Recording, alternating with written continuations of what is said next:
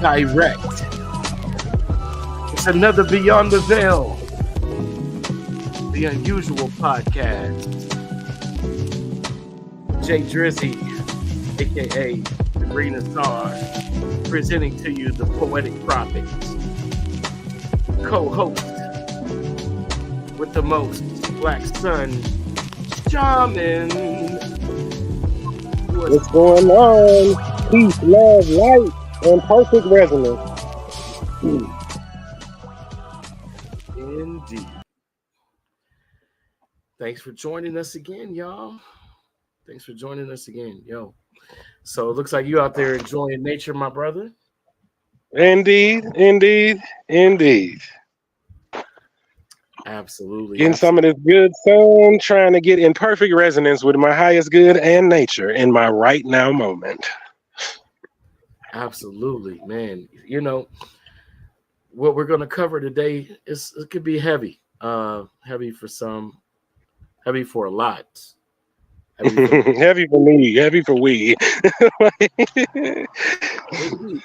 I mean, you know, we're going to talk about angels, Daemons or demons, as some are most familiar with that terminology, cryptids, which are mythical creatures that some say have no evidence of existing. Of course, we have folklore, mythology, and then the modern day conspiracy / Freedom of Information Act released documentation through various agencies, including those who pertain to government. We're going to touch on shapeshifters. What the hell are those things? Yes. Saying they could sometimes, in some people's minds, fall under the category of cryptids, but for others, they can fall under the category of extraterrestrial beings, celestial beings, and or fourth to fifth dimensional entities. And explore the possibility that it's not a inner and outer system. This may be all within one system. All of these entities, different beings, and everything like that could be on one potential system. So that's not out in space. And they could also be, a combination of hybridization and selective breeding, and or knowledge of other magical or intuitive processes that are expressed through this anomaly, so to speak.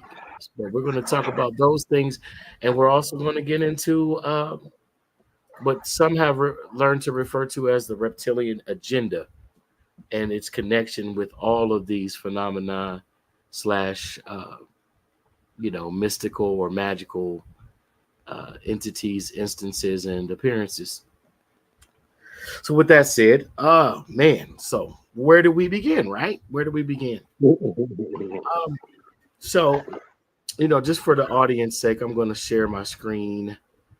I was going to say, well, music starts in the underground. So why don't we start there too? No. Hey, and whatever do you mean, my brother? Absolutely. Let's see here. So, we're going to look at the basic definition. Hopefully, you and the audience can see T. Let's see here. All right. The term, and this is based on Hebrew from the Blue Letter Bible website. It's just giving you a translation of the term seraph. In some instances, seraph nakash, fiery serpent. But wait a minute. I thought these were light beings, T.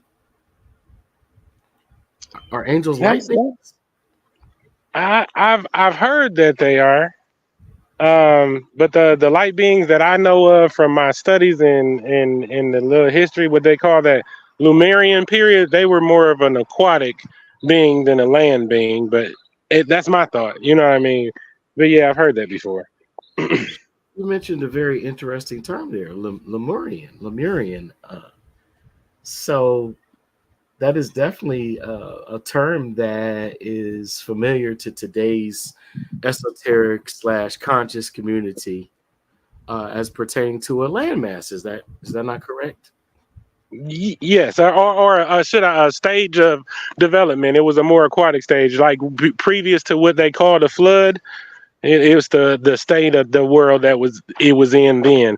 Everything was different in composition because there was more pressure in the atmosphere.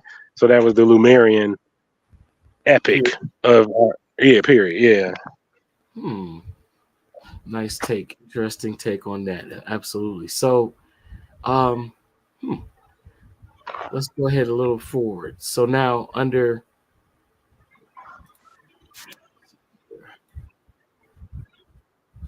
when we take a look here, let me show the website so people have an idea. This is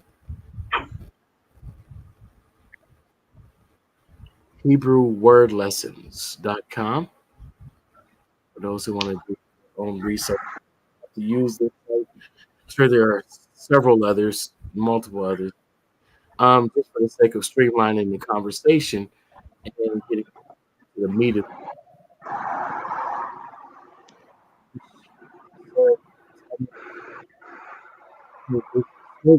Seraphim and sea serpents. Interesting you mentioned the Lemurian period or epic, right?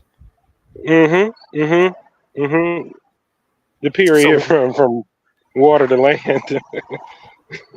yeah. So according to this site, when we hear the word snake in the Bible, most people's minds go right to Genesis 3 and the crafty talking serpent in the Garden of Eden. But there is so much more.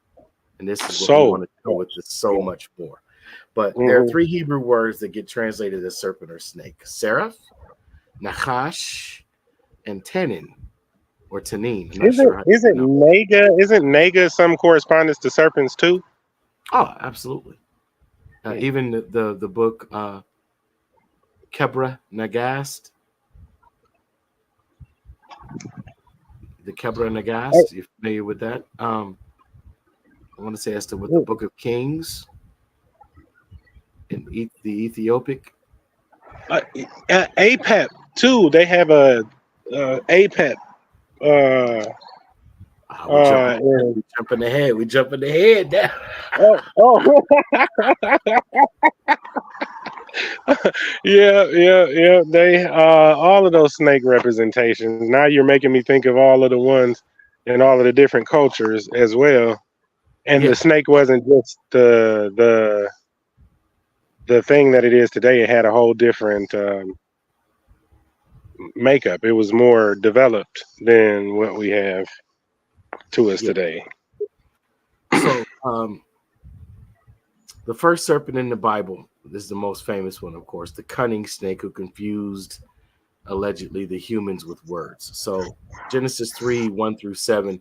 Now the serpent, which is Hua Nakash, forgive me if I'm murdering this language, was more cunning than any animal of the field, which YHWH, Yahweh, God had made. And he said to the woman, has God really said ye shall not eat from any tree of the garden? The woman said to the serpent, Ha, Nakash, from the fruit of the trees of the garden we may eat, but from the fruit of the tree which is in the middle of the garden, God has said, you shall not eat from it or touch it, or you will die. And of course, You know, Hanukkah.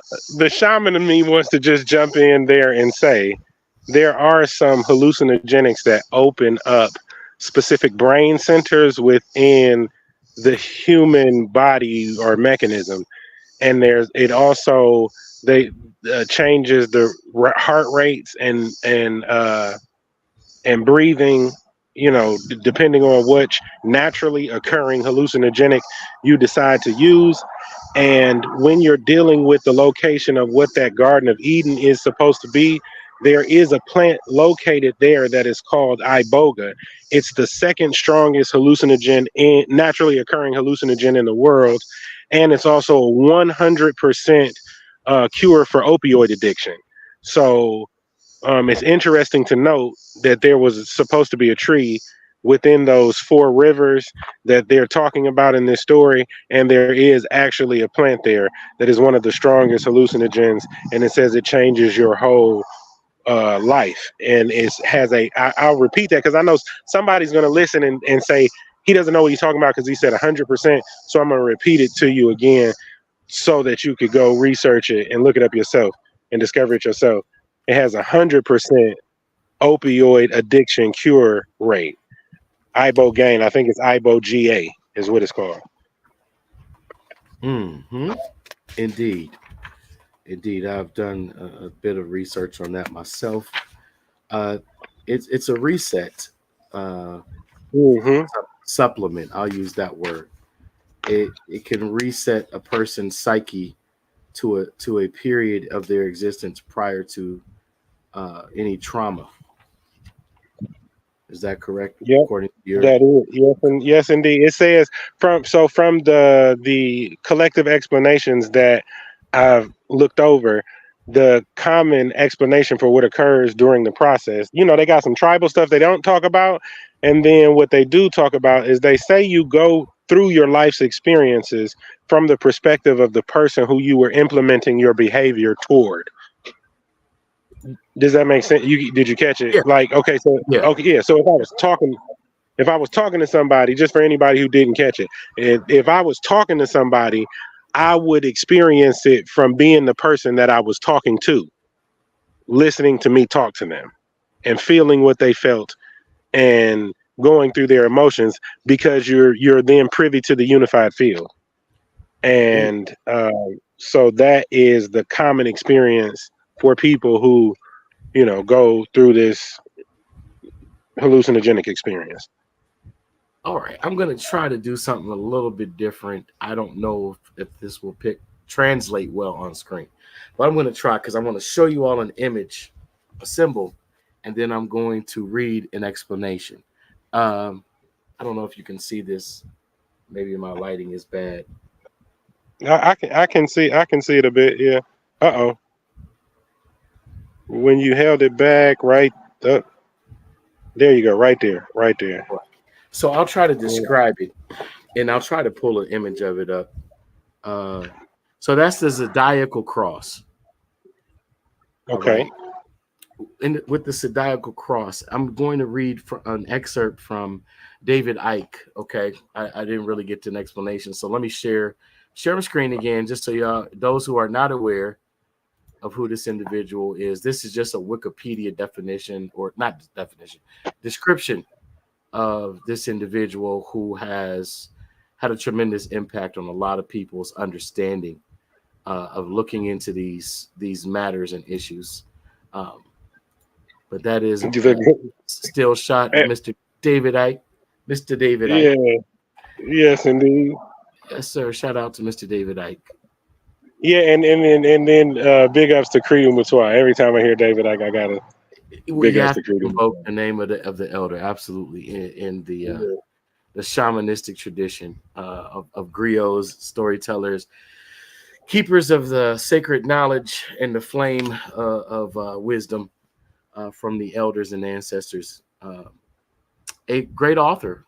He wrote a couple. I want to say a couple, at least one best-selling children's book, but to be for certain. But David Icke explains in this symbol that it symbolizes the sun's journey through the year, or more accurately, the Earth's journey in relation to the sun. This is the Mm-hmm. so-called sun cross. It can be Mm-hmm. found throughout the ancient world. They drew a circle and a zodiac. Of course, this is a Greek word meaning animal circle. Very interesting because we're going to get into something that correlates with this. This is all interrelated, all connected. Mm-hmm. Please pay attention.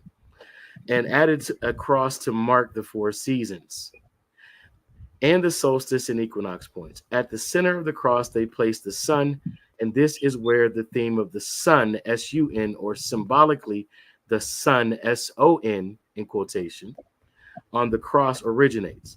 A similar symbol was used in Lemuria. Oh, wait.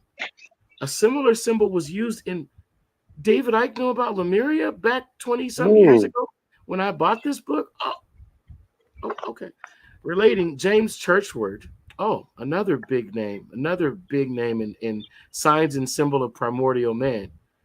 Volumes volumes off the record. Yes, I'm familiar. I'm familiar. James Churchward says to the primal forces of creation, a long list of pre Jesus deities were given the birthday of December 25th because of this sun, sun symbolism. The winter solstice, the lowest point of the sun's power in the northern hemisphere, is on December 21st and 22nd. This was the time when the ancients said the sun had died and gone down into the dark place. By December 25th, 3 days later, they said the sun had begun its journey back to the peak of its power in the summer. And they said that on this day, the sun was born or born again. The ancient sun gods were given this birthday 3 days after the winter solstice for this reason. Uh-oh. Almost Uh-oh. lost connectivity. There we put you back in. All right, there we go. So where'd I lose my place? I didn't lose my place. Let me go back. Okay, you were speaking about. Oh, go ahead. No, go ahead. Okay, so the ancient sun gods were given this birthday 3 days after the winter solstice for this reason. These deities didn't exist, as everyone now accepts.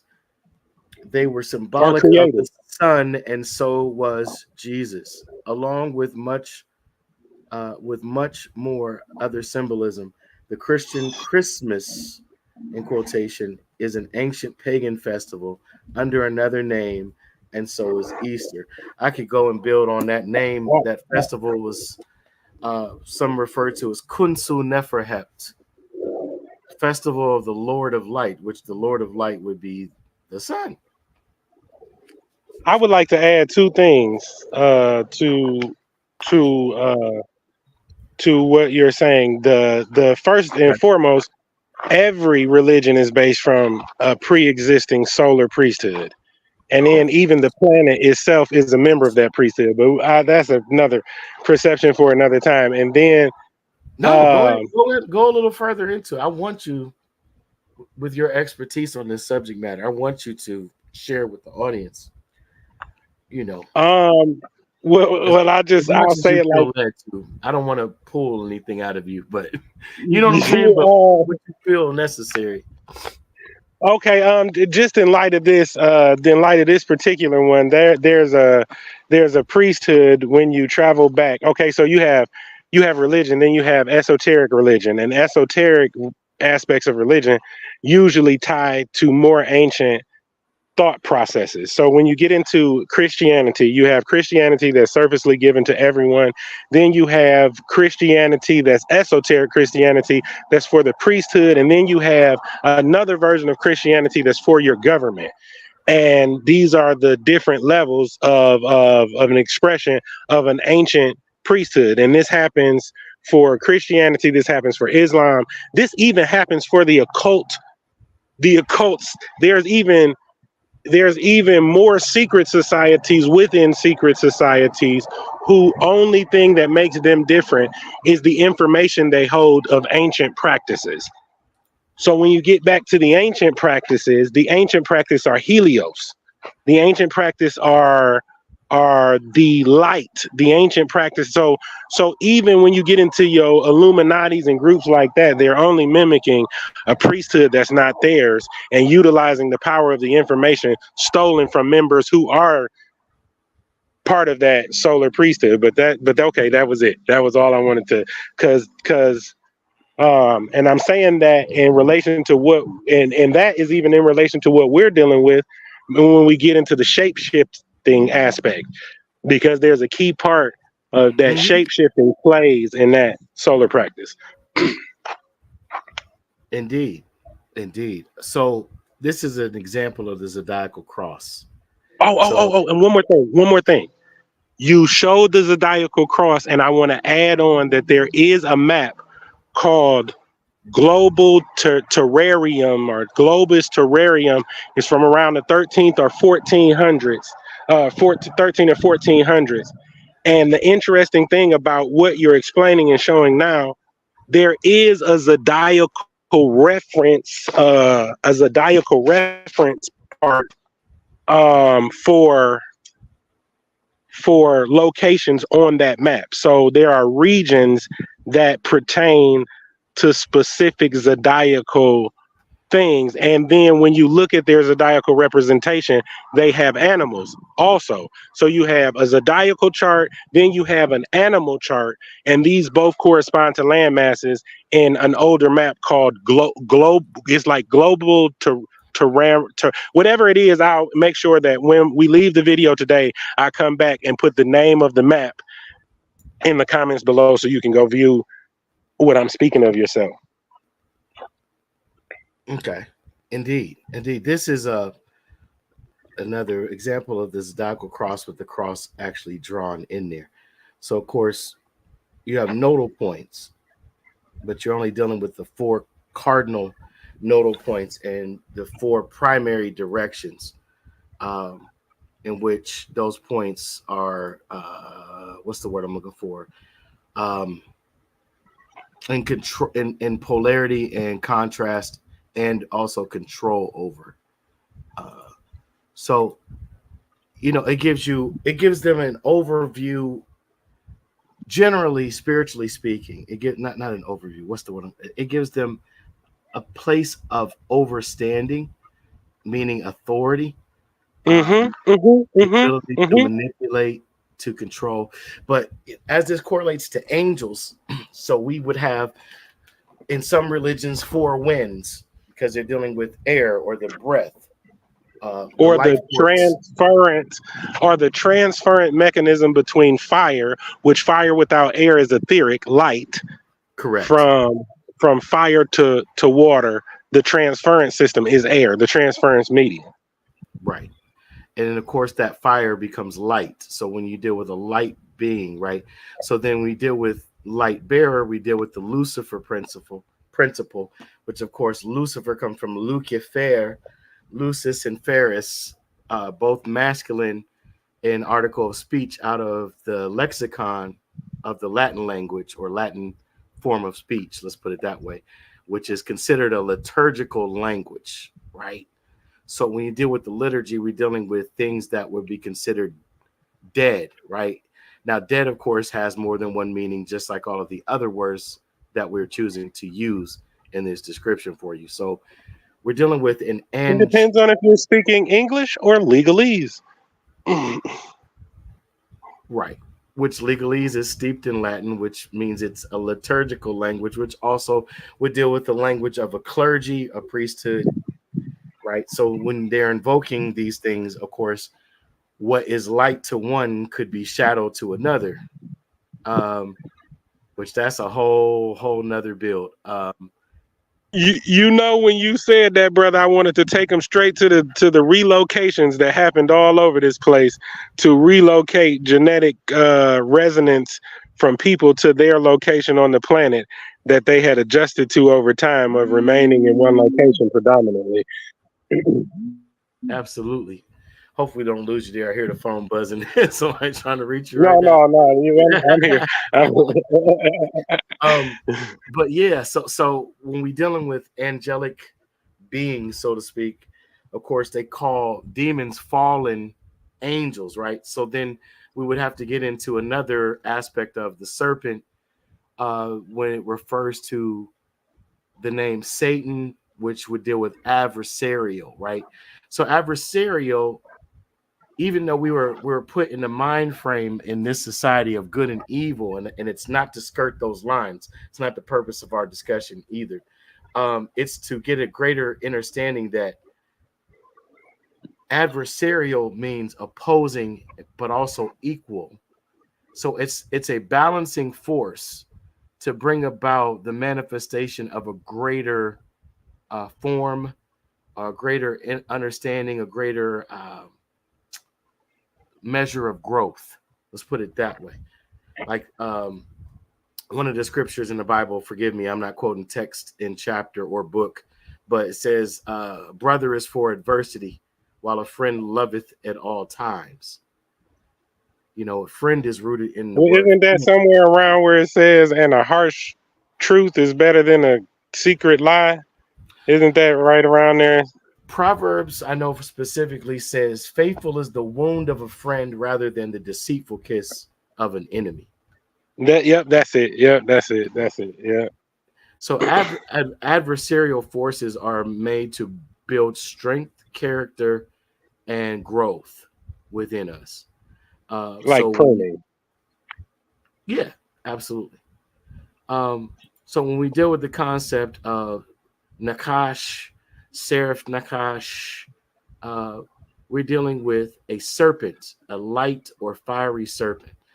So what's that put us in the mind of? We could say it puts you in the mind of a dragon, which is Mm, considered by some a cryptid, right? A cryptid, mm, mythological creature that cannot be proven to exist scientifically, et cetera, et cetera. mm. But let's just take a look. When that may almost broke me out in poetry. I want to say when the Tibetan priest went to the mountaintop and touched the dragon of light as it descended in his rays from untouched and untainted clouds, the energy transference was good when he stood in the light of a fire breathing dragon. But go ahead.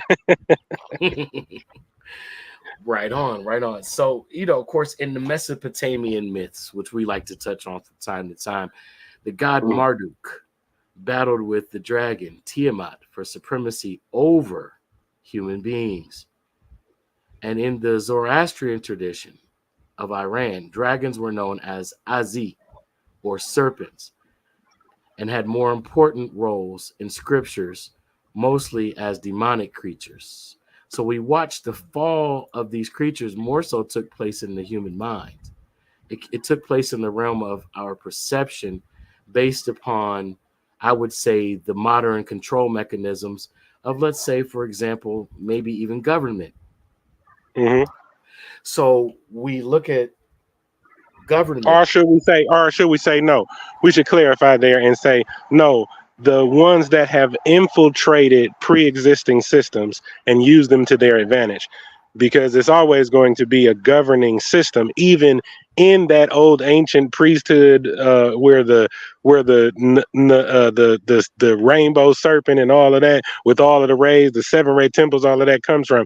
Even that is a form of governing system, and that's the battle between light and darkness.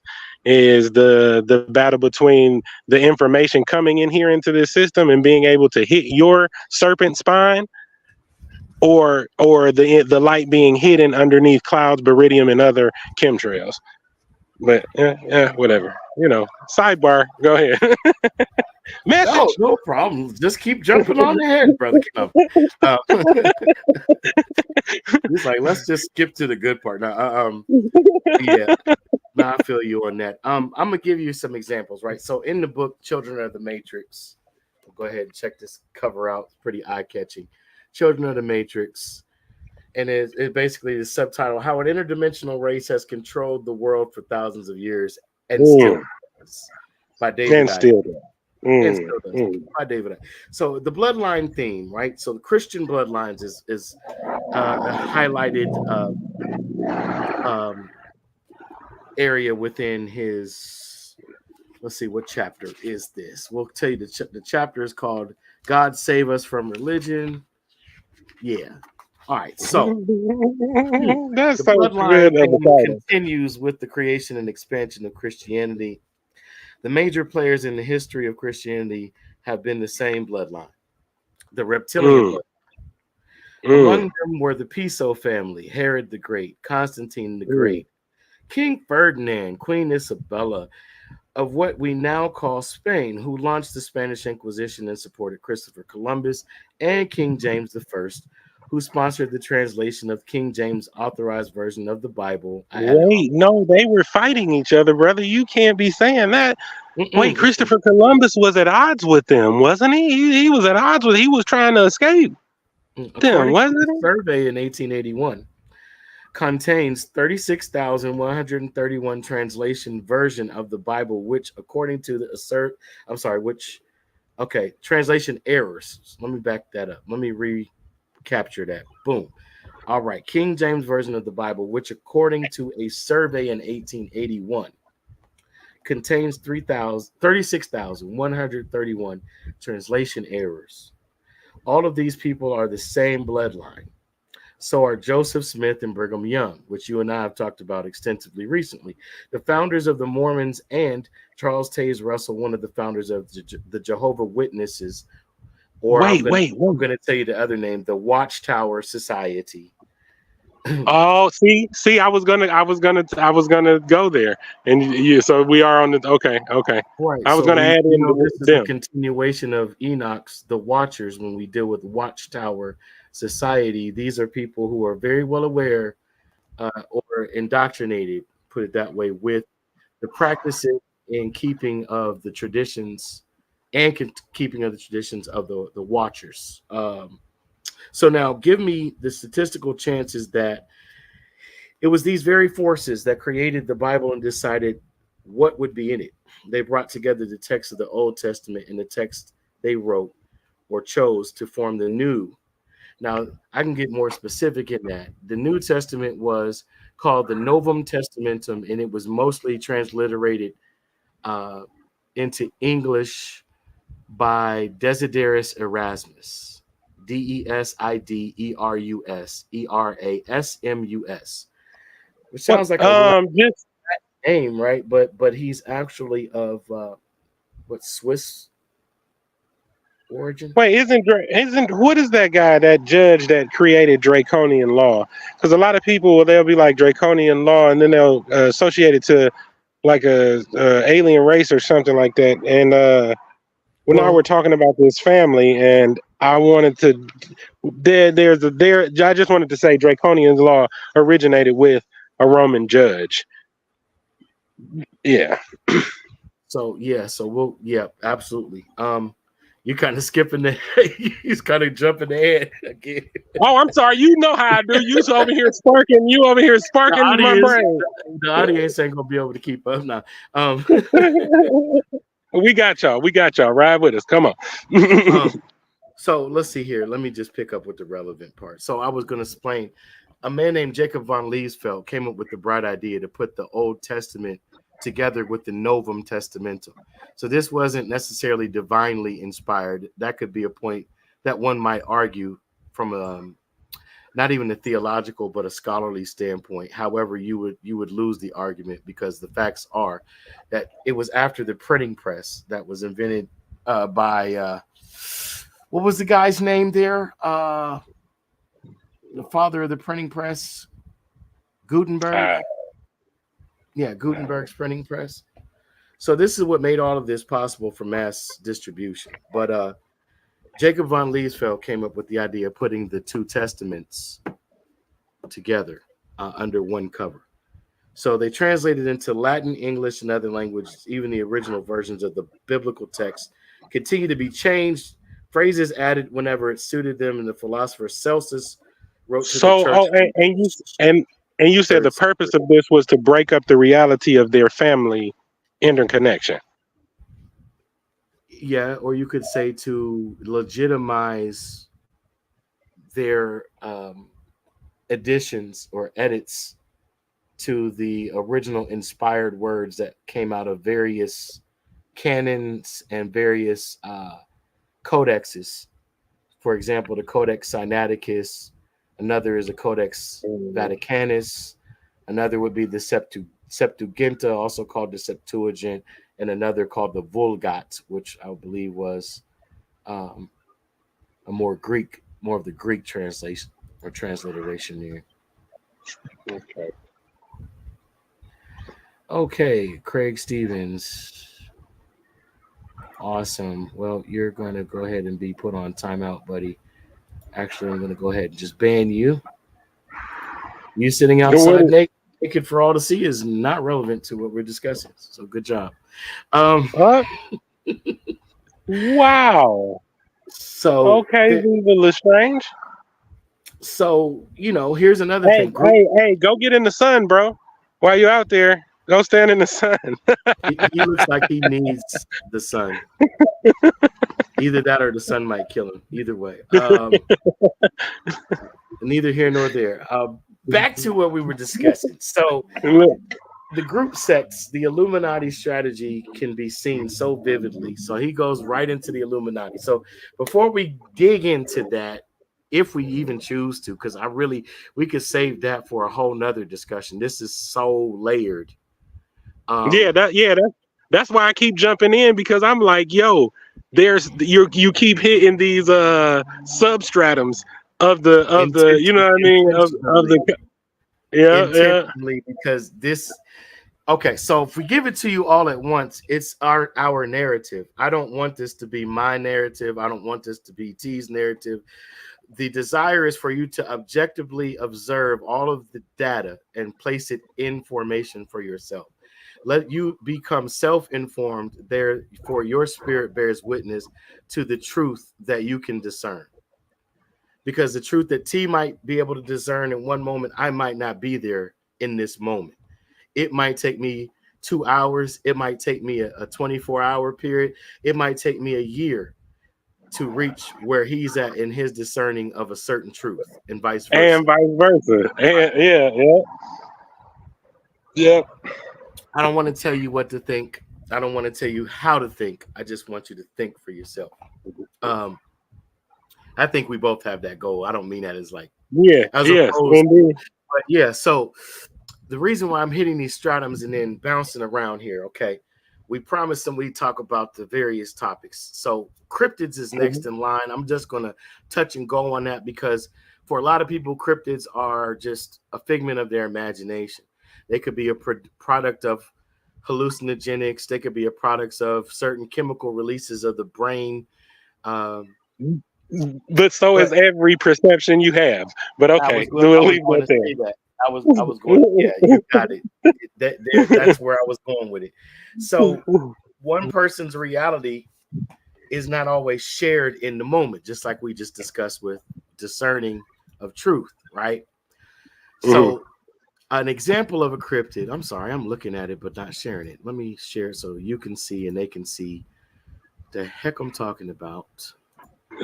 This is from the Encyclopedia Britannica definition. Once again, this is only to give Did you you say? Did a you say what the baseline. heck are you talking about? You talking about magic, brother? You said what the heck are they talking about? You talking about magic, brother? You know that's what they call magic in Egypt. No, I'm just okay. Go ahead. I'm all right. So, cryptid is described or defined as a creature that is found in stories that some people believe exists or say they have seen, but that has never been proven to exist. So now we can get into what is proof. We can get into all of that. What would be considered viable evidence? Don't really seek to go down that philosophical road of discussion or debate.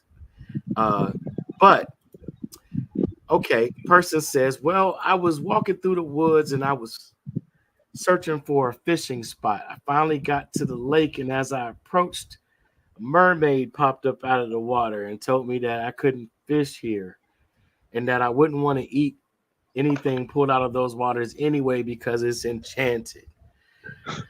Person that was with me on the fishing excursion missed that conversation by 30 seconds. But what they did see was a big tail splash the water as the mermaid, what's the word, descended Departed. further Oh into yeah. the depth of the waters. So now that person didn't fully have the experience that that other person said they had, but they did have somewhat of a corroborating witness to some physical strange occurrence or anomaly that they could both describe as what they've been told or read as a mermaid. Mhm. Right? Now we can go, we've touched on the Montauk Project, we've touched on other documented experimental projects and programs that individuals have been able to bring the figments, I won't even say figments, but the fruits of their imagination into the realm of what we call existence. And others have witnessed, although not necessarily in masses, they've witnessed or experienced encounters with these said creatures or beings. Now, the big phenomenon these days is with skinwalkers. And gee, I wonder why. If I was a reptilian and I had an agenda, of course I would want to break you in to the concept of something that looks somewhat hominid but has the ability to change its appearance or physical constitution right in front of your eyes. Why? Because some would be frightened, some would be intrigued, some would be completely put into aggression mode, some would be put into worship mode. Hmm. It's all about your Genetically, alignment. It's all about your genetically, it's genetically. all, I just would like to add that. okay. And we could say yes, genetically, but also it would be based on your alignment genetically. Are you Hmm. aligned with those who are full of fear of these things because they appear to be unknown, even though there is a part of your psyche that would definitely be familiar, right? That's the only reason why the appearance would even be registered in your brain is just something familiar to you. You know, even when people, I saw a werewolf. Yeah, okay, I believe you. I hope I don't encounter the werewolf. I hope that I wasn't the werewolf, but I might have been because this leads us to our next thing, shape shifting.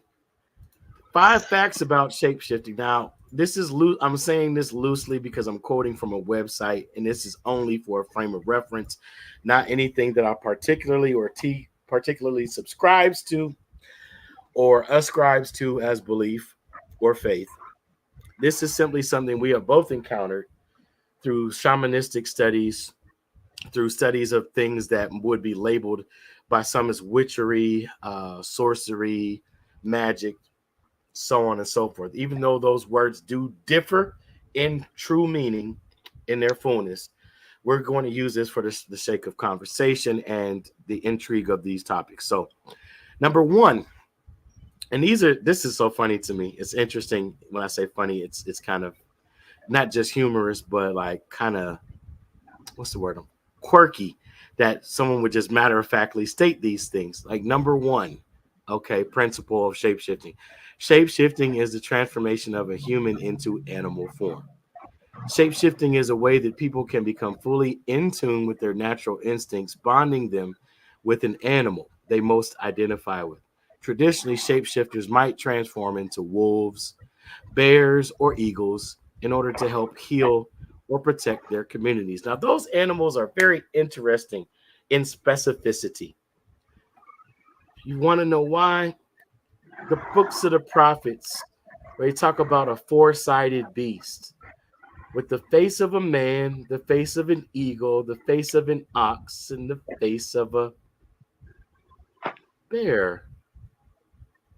Russia, America. No, let me stop. Oh, right. The four winds, four directions. Now, shape shifting not only provides benefits for individual communities, but deepens the bond between human nature and wild animals, an important component of indigenous teachings, belief, and spirituality. Now, let me just be real with y'all. You're not going to learn that just because you're part of a tribe. And I don't mean that just from the sense that a lot of tribes have become tantamount to social clubs or cultural clubs where a certain culture is glorified or emphasized.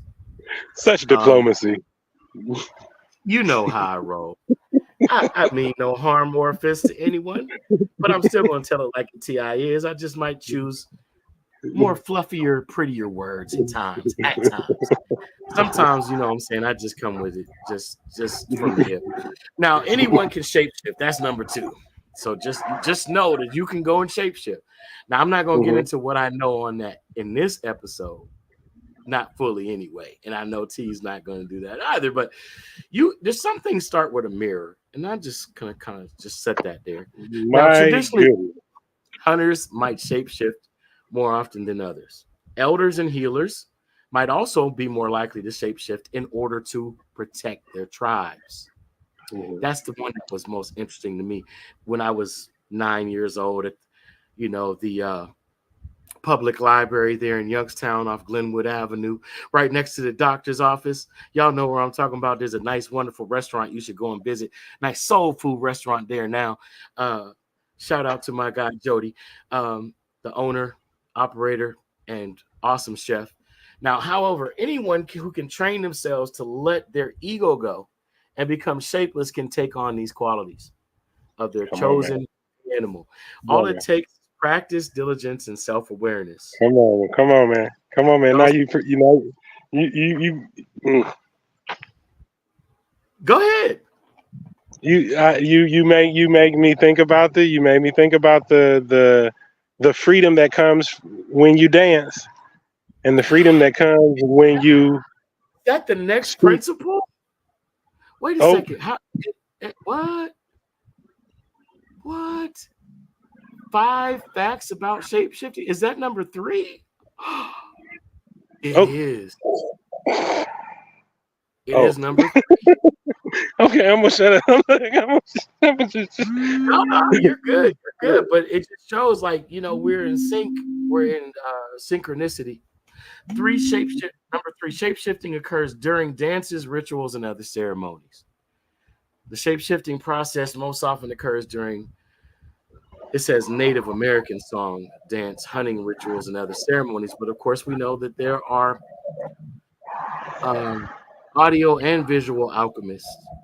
And this being in the music video and streaming and all of that age, um, they have learned, some people have learned, individuals, I'll be loose, I'm using people too loosely.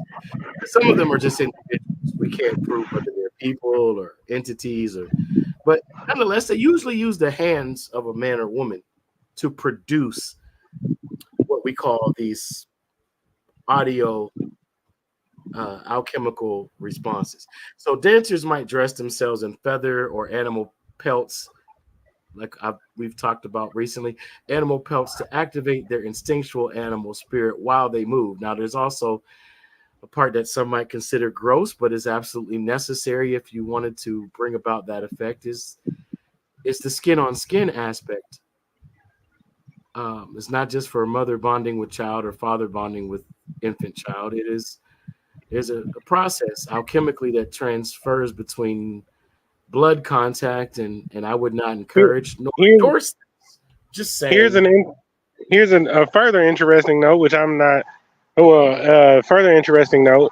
There is, like, say for instance, you're in a room with somebody.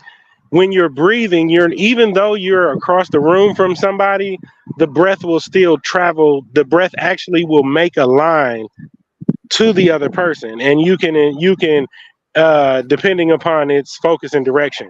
So when you see a person grab a serpent and bring it up to his nose, when you see a cat go to his human and then breathe up under his nose, and then it knows where the food bag is, you know what I mean? Or if you see a person with their bird, and they're always bringing their noses and to the beak and having that interaction with each other. This was also a process of exchange for Native American becoming at oneness with the forest around them. Facts. So yeah, just to finish up on that, since you jumped ahead, I had to. It was right next in line anyway, and now mind you, he's on a device that's smaller than the screen I have access to. So for the audience sake, he doesn't see this, even though I did send a lot of this information prior to the actual stream. He wasn't able to view it all because he was busy doing things for the family, et cetera, et cetera. So he's not seeing all of this before I go into it. And we didn't have much discussion as to how we were going to lay this out. So thanks for bearing with us. Hopefully this is enlightening and at least interesting. Um, but do your own research, of course, if you're interested. Now, these dances offer the opportunity of an out of body experience by asking us to fully free our mind, heart, and soul. Oh, oh, And it takes a special headspace. This is what was left out of the previous uh, fact, to shapeshift, and people might participate in these activities when there is a special need, like danger, fight or flight. I'm adding this, such as a hunt, a need for protection, or a time of healing for a community. Interesting stuff, right? So now, number 4, shapeshifting means being truly connected with our ancestors and all living things. So you can't just take on one aspect of nature without being fully in contact and connectivity with all of nature.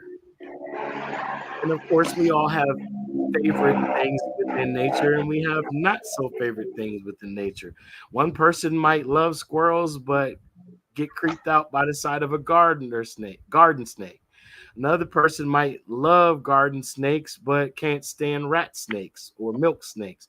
Another person might be fine with the whole snake family, but they cannot deal with possums or raccoons or any type Or of or they might be familiar and at one with these animals because they were indigenous to a landmass and had been there for generations, hundreds, not if not thousands, if not millions. And when they were displaced, the ones that they dealt with had intermingled with, worked with on the land, and created a what do you call that? Perfect coexistence with. Now they're in another landmass where these animals are different, these trees are different, this ground is different, these rocks are different, and they don't have that same connectivity that they once had. They can't jump into the wolf because they can't jump into the wolf or like they did the bear or the right. eagle because of the connection that they had in that region. And of You course, know, we didn't say this, but it goes without saying to those who really understand the frequency and vibration is different for each of these animals based on size, purpose, functionality, and their own individualized grouping and its connection with nature. Like what's the whole purpose of that animal in that region or in their connection to the earth and nature itself there. the So deer used to present themselves a living sacrifice to the Native American in need of food. But facts. anyway, And the yeah. native African and the natives that all indigenous people in life were interconnected and had that symbiotic relationship. Uh, but the shapeshifter is associated with freedom, strength, and being in touch with your instincts. So, um, principle number 4 basically saying shapeshifting occurs through a true appreciation of our ancestors or spirituality and our connection to all living things. So now I'm going to skip on to the 5th one just so we can, for the instance of time. But shapeshifting is similar to, but not the same thing as a spirit animal. So those of you who have studied Kemet, as what some call chematology or Egyptology, you're very familiar with the term Kaibit, spirit animal. And that all, of course, relates to the same in the American Indian tradition or Native American tradition of our core values, who we are as a And person, our mental state, our well being, our connection to the Creator and to all living things, and our own sense of self awareness. You were you know, about to just say. an just an interesting note. There was also animal representations on those early maps and zodiacal Oh, representation on those early maps. yeah. You know, Oh, just even in the seasons of what animals we're currently allowed to hunt, let me put it that way, or which animals should not be hunted during certain seasons based on their birth and death cycles.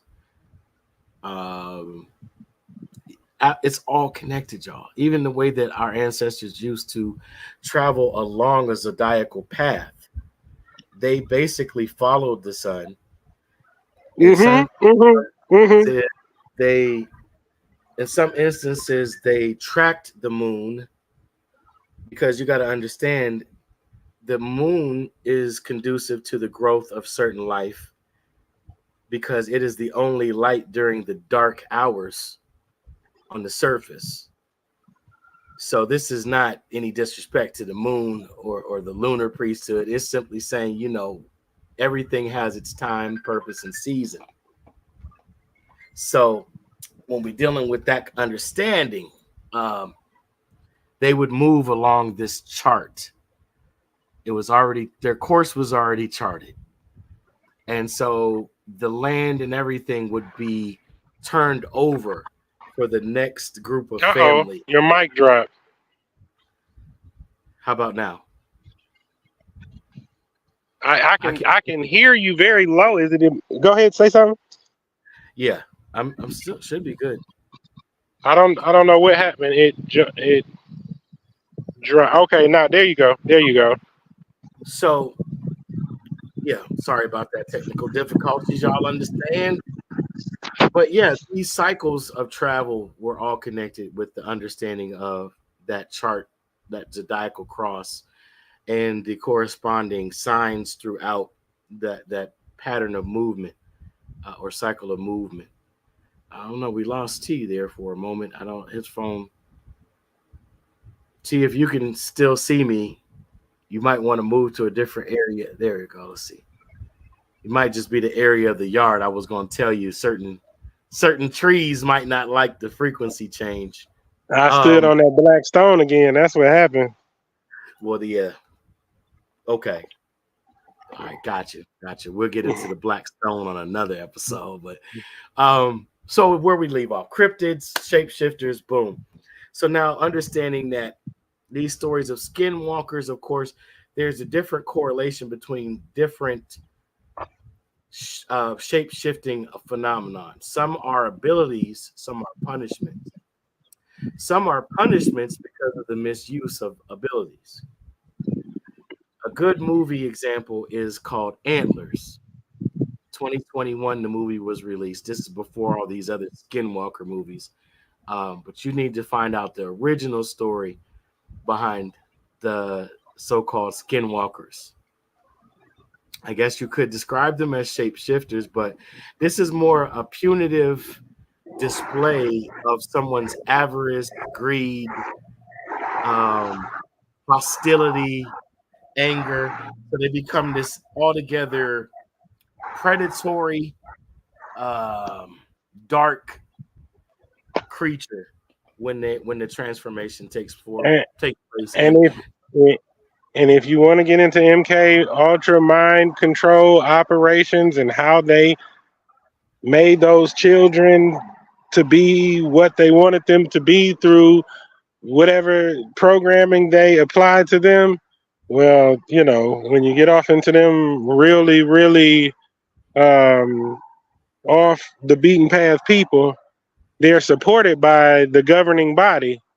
Well, we talked about this already, I believe, but they're supported by the governing body because they are protecting uh, older what do you call it, artifacts, temples, buildings, so forth and so on, like that, along the Appalachian Trail, through the Colorado mountains, through the Arizona mountains, and all of those different locations. You can't Because say that out loud.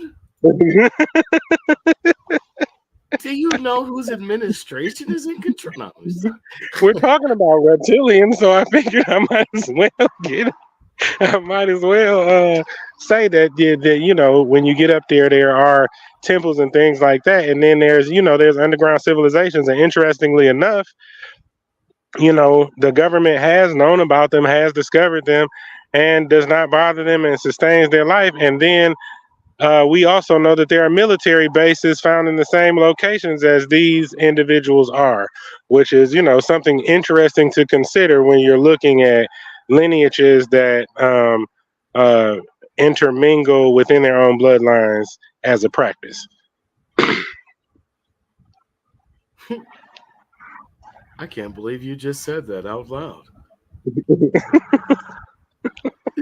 I'm kidding, of course, folks. Yeah. So this is exactly what was meant to happen. So, well, you're gonna make us do this episode now. I see. Okay, so you're talking about blue people in the mountains that have a gene that displays a blue hue in their skin, similar to the Smurfs, and the genetic anomaly that occurs because of that extreme version of interbreeding. Um, and then you also have the people who started out blue. They're even mentioned in a Bible as companions or co-travelers with the figure Abraham. Ah, They're called the Dravids. Some people say You know what? Dravidians. Some people say crazy stuff. Like during that Civil War, man, some of them dark skinned natives and some of them blue mountain people was working together trying to defend that land. Did you hear that crazy? You ever heard anything crazy like that before? Yeah. Absolutely. And I mean, there's even the term blue blood, which would suggest a hegemony, the practice of hegemony, of course, intentional intermarriage in order to keep property, ownership rights, Mm, um, controlling seats of government or ruling, like mm. the throne within the same. You know So, they got private airstrips in some of these mountains. Anyway, yeah, indeed, absolutely, indeed. So interestingly, I was trying to pull up some information here in connection to the Brotherhood of the Serpent, also known as the Cult of Set Typhon, and it has many different names as there are many different branches, just like oh, in families. we didn't even touch on the baby eating Well, I mean, uh don't snakes part. don't snakes eat rabbits? Yeah, they do. Don't rabbits mass produce during specific season of the year? And Yep, yep, yep, are they not mammalian? yep. Yep. All of the above, and then just in the light of storytelling, if the planet ever experienced a natural disaster, and they had to go inside of the caves and they had to live in the caves and they only came up here, to hunt and operate and things like that, then it was probably a long time before they ever got back to not eating whatever was available.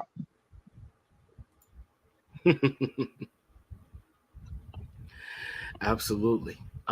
So when we deal with this serpentine cult, we would be finding the origins of a reptilian agenda, at least expressed through the bloodlines that carry on the traditions, rituals, and strategies, for lack of a better word, in my mind, um, would be the precursor to a draconian form of government.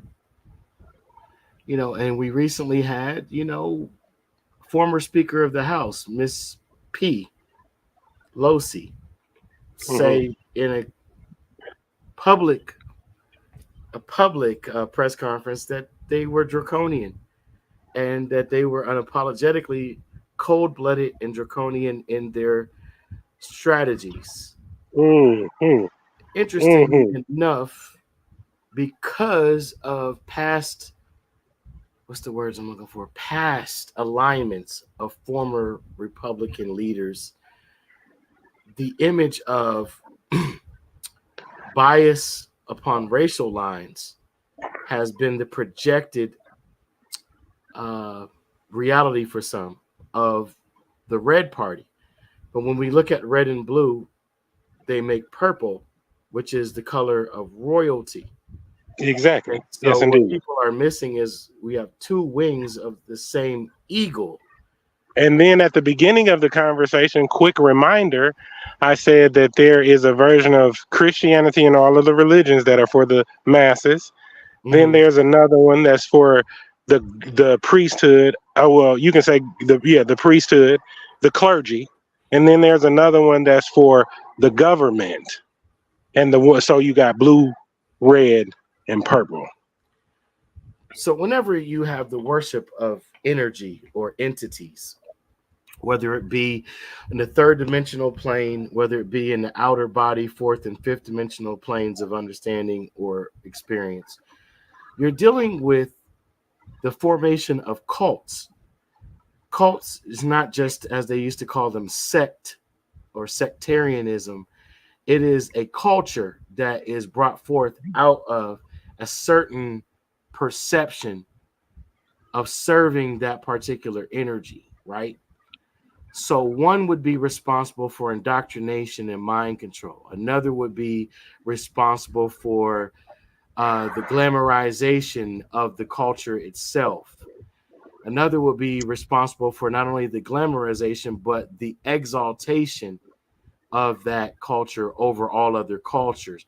And this would go on and on and on and on until every aspect and facet is With covered. shapeshifting.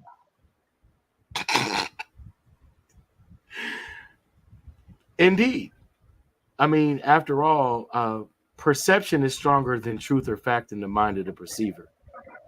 And I'm quoting one of my mentors growing up.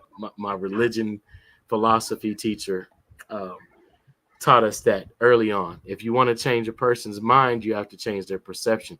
So, when you have people, for example, Just a quick one. Highest form of that, the medulla oblongata, the responsible place for happiness.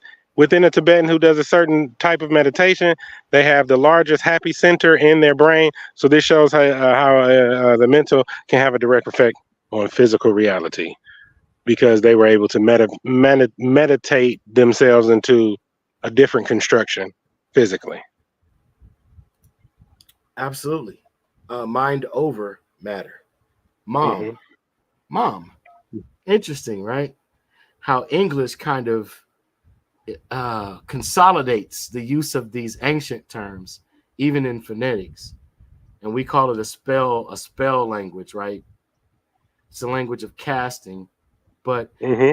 there is a science even behind that, and it is not And it's almost dead. haphazard. It's not haphazard. No, It's it's not intentional. haphazard. And I don't even think I know anybody who operates in room casting anymore. I don't think that they're like I can't think of a people at this stage of humanity's development that operate in room casting on a conscious level, Yeah, other than got. our government. Not our I government. mean, Excuse I me. would Other than media. I would say the RCs. So when you say room casting, when you are able to drain the energy of one frequency that was prior to your entry to a room, and then the redirection of an entirely separate or different energy. Yeah, Yeah. if you have the power to drain, you have the power to transmit as well. Upload, Mm-hmm. upload, and download. Yeah, and then if you can make the energy field strong enough to hold it, that is you're for lack of terminology ever present there. Absolutely, absolutely, absolutely. So when you're dealing with the reptilian agenda, you're dealing with the knowledge of centuries to eons of bloodlines going back to an encryption. That encryption being the genetic coding. Please believe it, but also please research it for yourself. Understand that not only is nothing done by coincidence, but it will disturb you once you start to really Wait, realize the amount of intent that is present in all of water this. changes its molecular structure to correspond to the frequency that's being played to it, and Mhm. metal is a superconductor, and there's metals in your body and everything like that. So if you played a certain frequency and you also had the proper superconductors in your body, then your ability to transform is completely capable. You're completely capable of doing so. Just with that same conscious transference that was used by the Native American with the animals within their circumference or within their area or within their region. You know what I mean? If you turn the power up, then you change the atmosphere, and so in your physical body, if you humming, if you singing, or if you got some type of electrical current going through your body in that way, then you have the same potential to transform your body into a body that's more capable of perceiving and remaining aware at that height or low of energetic transference. I just want to touch on this now that you said this, since we've entered this arena of knowledge. this particular subsection within David Icke's uh, Children of the Matrix, Calling the Demons is the name of the chapter. You're going to find this especially interesting because we left demons out, but I'm going to double back on the demons because it's going to tie this all together in a human form of understanding, the way that we've been processed and programmed to think. So, food for the demons. He says, one of the great difficulties that people have in grasping the enormity of what is happening is that they find it so hard to lift their imagination beyond the technology and range of possibility they see around them. It is that is not possible because I haven't seen it mentality. Shape shifting is one example. And I understand this from the conditioned version of reality. Of course, it sounds fantastic. But so many people have experienced this phenomenon all over the world over thousands of years to the present day that to dismiss it would be ludicrous. The idea of interdimensional travel is just some science fiction babble for most people, and yet it is in understanding the interdimensional nature of creation that so many of the answers lie. I do not dismiss for a moment the claims of physical reptilians and greys living within the planet in the underground bases and tunnel networks. That is clearly true from the explosion of ancient and modern accounts. And at the point of interface with surface humanity, that is a vital aspect of this story. However, it is the interdimensional rather than the purely extraterrestrial or and interterrestrial which holds the key to unlocking the mysteries. The reptilian hybrid bloodlines have been created, in my view, for occupation by fourth, maybe also fifth dimensional reptilian and other entities, and it is they who are controlling the Illuminati. Indeed, at the peak, of the pyramid, they are the Illuminati, satanic and secret society rituals, and designed to create the means through which these mostly lower fourth dimensional entities can possess the body of the initiate and also manifest directly in physical Yeah, form. yeah. I know they done went all the way spooky. So let me get them. Let me reel them back in from spooky real quick. And Oh, anyway, oh, whoever. but please allow me to finish just the part that I Oh, want to get to. I had to do this as the pretext to what is really about to be revealed through what okay. he's discovered. Uh, Now, this is allegedly, and of course, I'm saying that because I respect David Icke and his research. But there's always more than one take on something. I'm just saying this is the take I like, and I'm gonna be real Mhm. with you. Now, he says during the sacrifices, the physical reptilians and hybrids consume the organs of the physical body, especially the heart, and drink the blood of the victim. At the same time, the lower fourth dimensional demons or psychic vampires absorb the deeply negative energy generated by such horrors. The vibrational frequency of negative emotion like fear and terror resonates to the lower fourth dimensional range or density. And so those emotions generate energy for the fourth dimensional reptilians and so-called demonic entities. Energy equals creative power, positive or negative. They are feeding off our emotions and they manipulate events in the world and our lives to trigger the desired emotional responses. That's all I wanted to read. Oh, now please go in, my brother. So the energy pools. I just want to talk about that for a second. Within occult theocracies, the entire point of an occult theocracy is to create a system by which they can pull energy into a certain symbol. Okay. And I know that there are a certain symbology or a certain word set. It may Okay. be so they'll take this word set and they'll put it up to humanity. And then Okay. they'll have humanity to say the word, to feel the feeling, to do this, and then they'll have a pool for that energy to go in. They'll have already set up an energy pooling system, maybe through your cell phone, maybe through your TV, maybe through the seats at your movie theater. You know what I'm saying? Whatever systems they implement while you're feeling this, while you're having this experience, you'll have one of these devices in your hand, and these energies will be able to be accumulated into this particular pool. And this pool can be pooled on every time you use a name.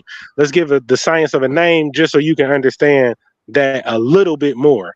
Everything has form, okay? And form is based on frequency. So if I put a tower up and I give a tower a coverage area, and within that coverage area, everything in that coverage area is going to be hit by a frequency. Frequency changes molecular structure. So everything within that frequency space is going to change its molecular structure to be that. So it very may well be that if you get far enough from towers alone, like if people have been in towers all their life, the reason they go into the woods and have a whole new perspective or panic is because you're no longer under a frequency that you potentially could have been in your whole life. So you are indeed shape shifting. Now, what level you're shapeshifting on, we don't know. We don't know if they were playing it on a mind frequency. We don't know if they were playing it on a heart frequency. We don't know if they were playing it on a stomach frequency. So you can go out there and you can get in the air and start breathing in the air. You can get in there and feel different emotionally. You can get in there and start thinking in a way that you've never thought before. And that could have to do specifically with the shape-shifting capabilities that are implemented through frequency and fluid condensers.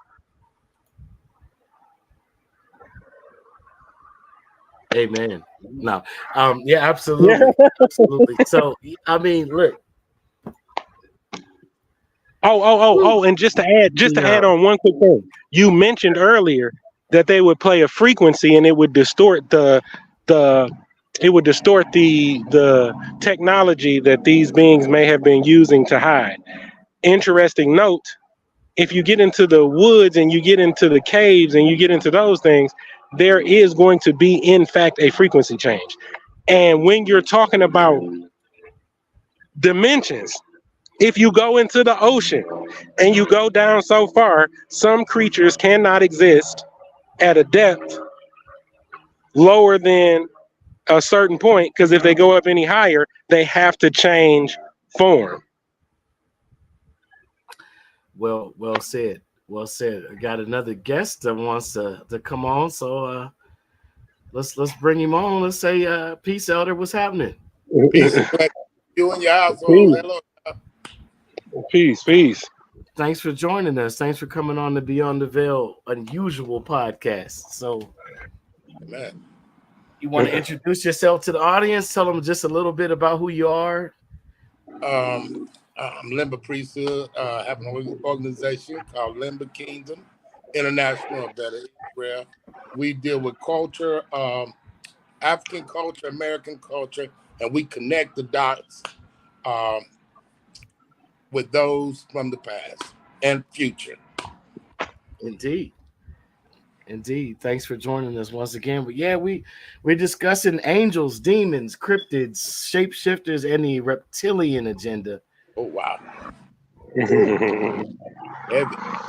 Yeah, so where we left off, I was just reading some excerpts that I chose from Brother David Icke's Children of the Matrix, how an interdimensional race of beings has controlled the planet for thousands of years and still does.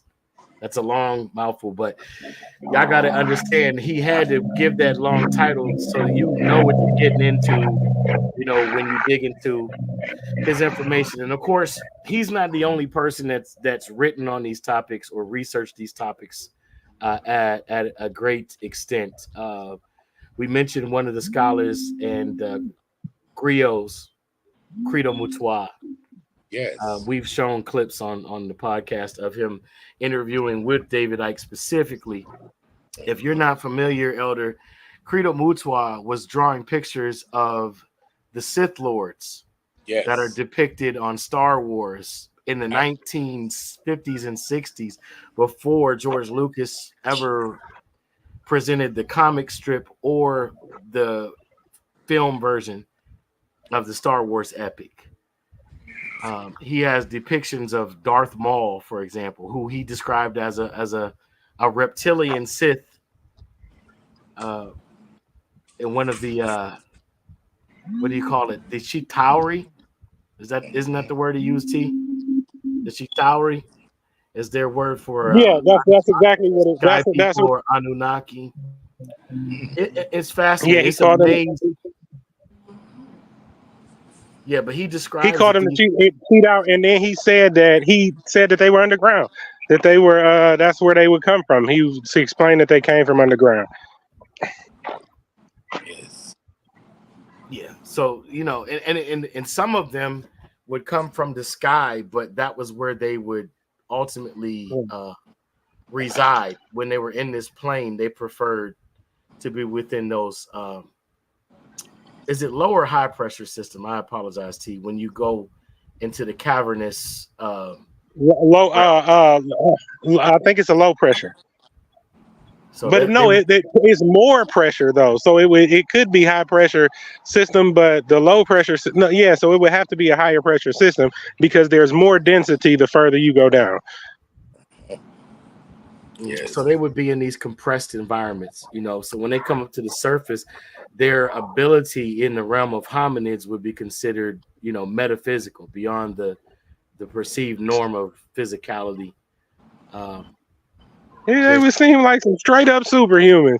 And then depending on how far they went down, there's potentially civilizations down there. So if you get into to domed living that includes an entire world of sorts, you know what I mean? Then that's your giants, fee fi fo fum, climbing up a beanstalk on a mountain. You know what I mean? That's your early Native American redhead giants. You know what I mean? That's your biblical in the land of wherever he went in the there was a scout sent out to go observe a land of Canaan, and when he got to Canaan, there was a bunch of giants in the land. All of those individuals, giants, and all of that intermingled with man and found him beautiful and all that came from what was later on titled by other people heaven or hell, which is a lesser or more dense reality depending on whether you go up or down. Wow. Angels and demons. Yeah. Indeed. Yeah. So here's a interesting picture I want to share with the audience and our co-hosts and guests. Absolutely. Does that look familiar to you, Elder? Oh, let me see. Oh, absolutely.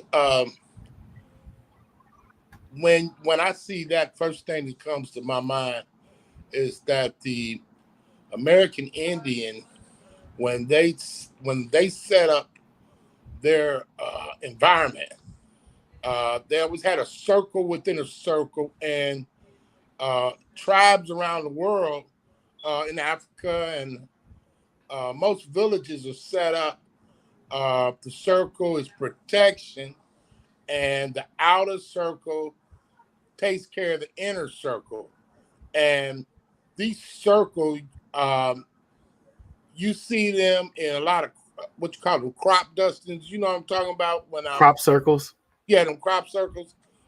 Circles mean a lot. Me have a history of maintaining an environment, keeping out invaders.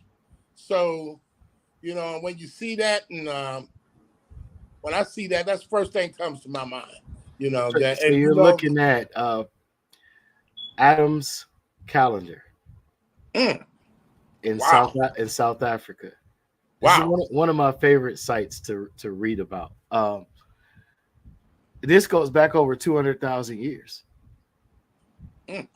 Yes. And you mentioned American Indian culture, which like you said, you tie the things together that some people may overlook or take for granted is only synonymous with one.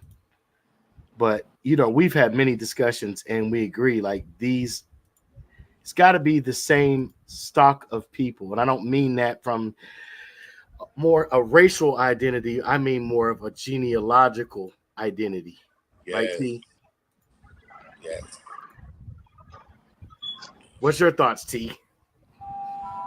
My thoughts are, of course, that all of these beings, whether you want to, whatever shape shifting, different culture, different alien race, different genetic marker you've activated, different vibrational field you may be in, all coexist in one location. And it depends where you in tune or how you use frequency to determine what shape you shift into. And the genetic lineages of the surface were taken over and colonized. That's what the word that was used for the sake of frequency interruptions, because the beings on the inside of the planet that have been called reptilians had longer to work with frequency and less time to work on the need for survival because it was safer below. So they had more time for self-discovery because they had less influences of outside vibrations to keep their attention. So that's how they got the upper hand and seemed to have become an alien outside race that also provides the families of those individuals that are real people to be hidden behind a spooky description of an alien. So I have a question just to add some flavor, right? Okay. How do we know that these reptilians weren't the original hominid?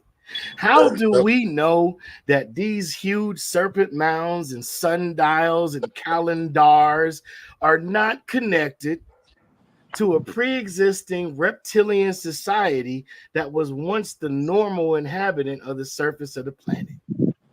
That's a good one. We don't. Ebenoids. I got something for that. We can't make a comparison and connection. Before a child's born, before we're born, shout out to Dave. Everything is connected. Big Dave Connolly. Yeah, everything's connected with water. And even if you hold your skin up right now to a magnifying glass, you can actually see the scales on your skin. You can actually see scales on your skin that it looks like ley lines on your own skin. And ley lines on your own skin. What? I'm serious. And I know you see people that read palms. Well, they look at the lines on your hand to tell you a story. Now, these are people who are skilled in it. I don't do that. But the lines tell you a lot. They go by the length, the way they curve, and there's no straight like a bloodline. Oh no! I like that. I like that. Absolutely. Yeah, it could be linked to that. I agree. We still got a lot to go in to learn more. Absolutely. We have a lot to learn. It's so much that has not been uncovered, and we're still reaching at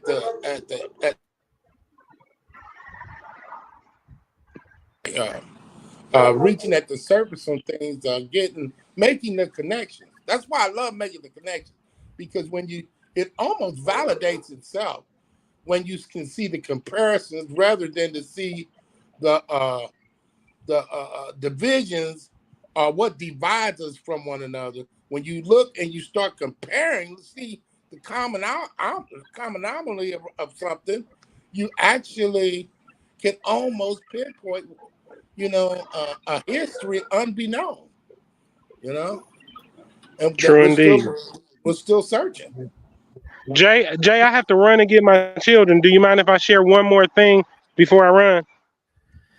Absolutely. Go ahead. Okay.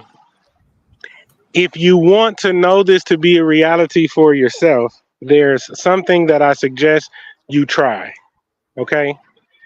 If you lay in water and you open your eyes to the sun and you let that energy come in, or you close your eyes if it's really bright and you let it shine through your eyelids, and you lay down in the water, try to get still water if you can, is the best, or just water that's slightly moving, barely moving. You lay down in that water, you'll see the auric field around yourself. And as time progresses, you can change the auric field in accordance with how you feel, how you're breathing, how your heart rate is, and you can see it physically. So that way, for the people who this talk is like, it's still speculative theory, and there's nothing that I can see. For the person who needs something tangible, that's something you can go and do, and you can even take pictures. You know what I mean? I'd like to see some of the pictures. You can share some of the pictures when you take them of that auric field that shows up in that fluid condenser around your body. Wow. Very, very interesting. Yeah, absolutely. Yeah, man. Before you go, just wanted to say, hey, you guys want to look into all the different mound formations. One of the most historic and what's the word? Magical references is the Amaru. The Amaru, where we get Tupac's middle name, the Amaru Blue Serpent Mountain in the Andes region. It's a big, huge serpent. You look at it from the sky, that mountain chain and you can say it's nature. Can't deny nature's power and ingenuity and genius. But someone or something decided to make that entire chain of mountains from an aerial view appear as a huge serpent. Yeah. Yeah, so we got good snakes and bad snakes is the bottom line, because we only kind of covered the misunderstood and or negative aspect of that, except for when referring to angels. So just understanding we're dealing with angelic beings. Some people call them angelic beings because you have heaven and hell, uh, in a unified field, as T would call it. We exist in a unified field, coexisting in balance. When one thing falls out of balance, of course, then the entire thing could fall. So pay attention to what's going on right now. Look who's appearing to be in control versus who really has the power. And And then last but not least, realize that every genetic marker for a reptilian below the surface dweller, or the on top of the surface sun Afro-Atlantean priesthood, or the Lumerian sea light body, is all within your genetic information. It's where you tune in. absolutely, absolutely. So pay attention, man. Don't listen to just what's being said and the outer exterior humanoid hominid appearance of who's saying it. Listen to the spirit of what's being said to you. Some of you are willfully deceived. And if you look at your relationships and your connections, even with so-called people, you will see that similar dynamic taking place. It's a choice. Is a choice, even when you're told, oh, it's the lesser of two evils, for example. Well, it's actually one wing or the other of the same eagle. And then you have the bear who's approaching, you have the dragon that's approaching, or the ox, which could represent a toric field. I don't know. I mean, look it up. And, yeah, the face of a man. So we'll end it out today with that. What is man that thou art mindful of him? Or the son of I'm man going. that thou visitest him? Howbeit I'm you going to. made him a little lower than the angels. I'm going to shapeshift from a co-host into a father. Indeed. Have a good day, Dad. Have a good day. It's interesting when you look at the Genesis story and you start looking at the creation story. It says, "In its kind, everything was created in its kind. In its kind, it had its own makeup. In its kind, I thought that was very. A lot of people miss that. Peace, brothers. Yeah, Peace, peace. peace, indeed. That's all I want to say. Absolutely, absolutely. Yeah, just like a lot of people miss that Adam, it said, searched through all the beasts of the field to find himself a helpmeet, and found that none were fit to be a helpmeet. So we're dealing with a possible interpretation of what some might consider an unthinkable act. I'll put it in those clean I like terms. But more so, we're talking about the makers of Adam, plural, looking into the genetic coding of certain animal characteristics that would make him a more evolved, quote unquote, creation. yes. So Yes. just something to ponder, y'all. But like, we're not alone for sure. We're not alone. Definitely not alone. And we're not the highest vibration, but we definitely not the lowest. So Right. indeed, thank you, Elder, for hopping on. T, Thank you for having me. peace and bliss to all. Thank you for joining us. This has been another Beyond the Veil Unusual podcast. Y'all have yourself a great one, and we'll see you again soon. Thank you for having me. Peace and blessings.